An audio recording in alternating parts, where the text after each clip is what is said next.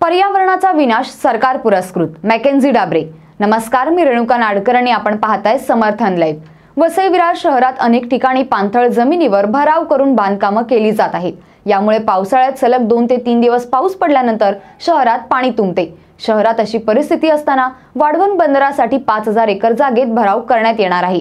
त्यामुळे या बंदरातील पाणी वसई विरार शहराच्या दिशेने वळण्याची शक्यता पर्यावरण तज्ञ मॅकेन्झी डाबरे यांनी वर्तवली आहे। सध्याचे सरकार हे पर्यावरणाचे रक्षण करण्याऐवजी बुलेट ट्रेन, वाढवण बंदर असे विनाशकारी प्रकल्प या भागात आणत असून पर्यावरण उद्ध्वस्त करत असल्याचा आरोप मॅकेन्झी डाबरे यांनी केला आहे।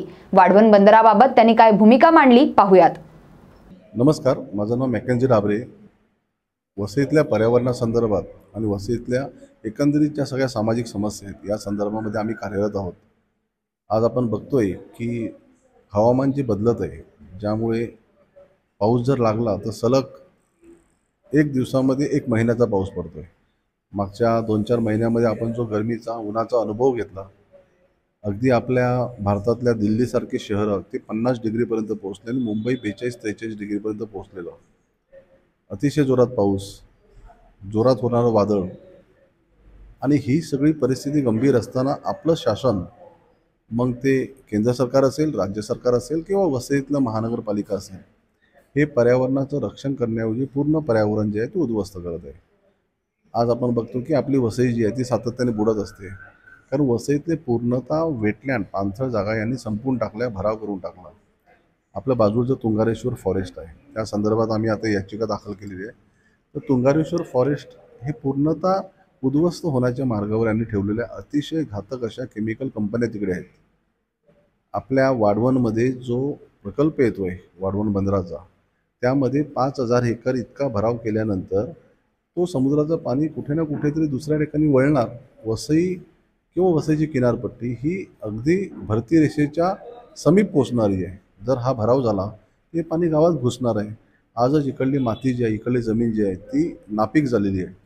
असं सगळं असताना मोठ्या प्रमाणात प्रकल्प असतील, बुलेट ट्रेन असतील, हे सगळे या भागात येत आहेत आणि हवामान बदलावर आपण कृती केली पाहिजे। तर आपण अगदी त्याच्या विरुद्ध जात असताना आपण आपल्या स्वतःवर एक संकट ओढावून घेत आहे आणि येणाऱ्या काळामध्ये मानवी जीवन जगणं मुश्किल होण्याची शक्यता आहे।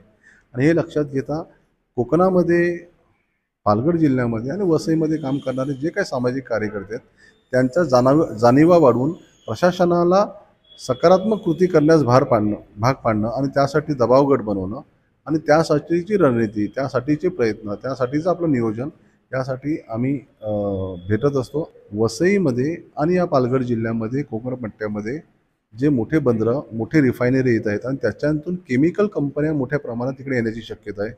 कोळशाची वाहतूक मोठ्या प्रमाणात होण्याची शक्यता आहे आणि त्यामुळे हा कोकण जो जबरदस्त हिरवाईने नटलेला कोकण आहे तो नष्ट होण्याच्या मार्गावर आहे। तर हवामान बदलाच्या पासून काही शिकण्याऐवजी आपण त्याच्या उलट जाऊन मानवी बुद्धीच्या जोरावर आपण निसर्गावर विजय मिळवू इच्छितो, ते शक्य नाही। आणि आज हाच निसर्ग आपल्याला धडा शिकवत आहे। आपण तो धडा जे निसर्ग आपल्याला शिकवत आहे त्यापासून शिकून आपण पुन्हा मागे फिरलं पाहिजे आणि ह्या सगळ्या प्रकल्पांना लांब सारून निसर्गपूर्वक शेती असेल, निसर्गपूर्वक व्यवसाय असतील, निसर्गपूर्वक पर्यटन असेल, अशा सगळ्या गोष्टींना कसं आपण पुढे आणू शकतो। हिरवळीने नटलेल्या कोकणचा ऱ्हास न करता विनाशकारी प्रकल्प रद्द करून नैसर्गिक पद्धतीने व्यवसाय करण्याची गरज पर्यावरण तज्ञ मॅकेन्झी डाबरे यांनी व्यक्त केली आहे। मात्र सरकार याच्या विरुद्ध जाऊन निसर्गाला एका प्रकारे आव्हान देत आहे। याबाबत तुम्हाला काय वाटतं? कमेंटद्वारे नक्की कळवा आणि अशाच विविध विषयांवरील सविस्तर तपशील जाणून घेण्यासाठी समर्थन लाईव्हला सबस्क्राईब करा आणि बेल बटन दाबा। धन्यवाद।